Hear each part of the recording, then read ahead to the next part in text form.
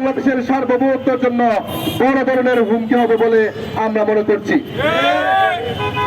আপনারা জানেন এই বন্দর দিয়ে যদি কোনো পার্বত্য চট্টগ্রামে বিদেশি বিভিন্ন এজেন্ডা বিভিন্ন সমস্ত গোষ্ঠী কাজ করতেছে, যদি এই চট্টগ্রামকে যদি বিদেশিদের হাতে দেওয়া হয়, পুরোপুরি চট্টগ্রাম এবং পার্বত্য চট্টগ্রাম বিদেশিদের আয়ত্তে চলে যাবে, যার কারণে বাংলাদেশের সার্বভৌমত্ব, বাংলাদেশের অখণ্ড সার্বভৌমত্ব হুমকি হবে বলে আমরা মনে করছি।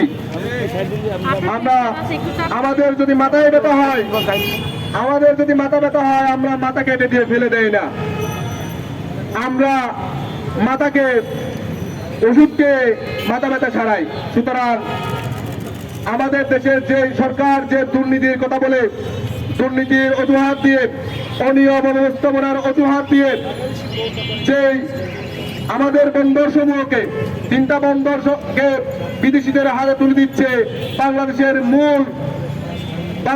মূল জায়গা সমূহকে, বাংলাদেশের যেই প্রবেশদ্বার সেই প্রবেশদ্বারকে তুলে দিচ্ছে, এটা অত্যন্ত লজ্জাজনক এবং অন্তর্বর্তীকালীন সরকার এই ধরনের চুক্তি কখনো বাস্তবায়ন করতে পারে না।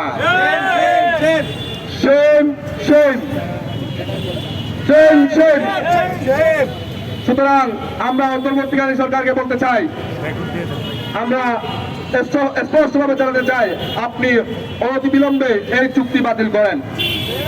কেননা আপনি আসছেন স্বল্প সময়ের জন্য, আপনি গণঅভ্যুত্থানের মাধ্যমে গণঅভ্যুত্থানের আশা আকাঙ্ক্ষা বাস্তবায়নের জন্য 2000 শহীদের রক্তের উপর দাঁড়িয়ে আপনি ক্ষমতায় এসে যদি দেশকে বিক্রি করে দেওয়ার, দেশকে বিদেশিদের হাতে তুলে দেওয়ার চক্রান্ত করেন, এদেশের মানুষ কখনোই মেনে নেবে না। এদেশের মানুষ এখনো জীবিত আছে। আমরা এই দেশের যে উপদেষ্টা মহোদয়গণ আছে, তারা কখনো বাংলাদেশ পন্থী হতে পারে নাই। তারা কেউ রাশিয়া পন্থী, কেউ আমেরিকা পন্থী, কেউ ইন্ডিয়া পন্থী।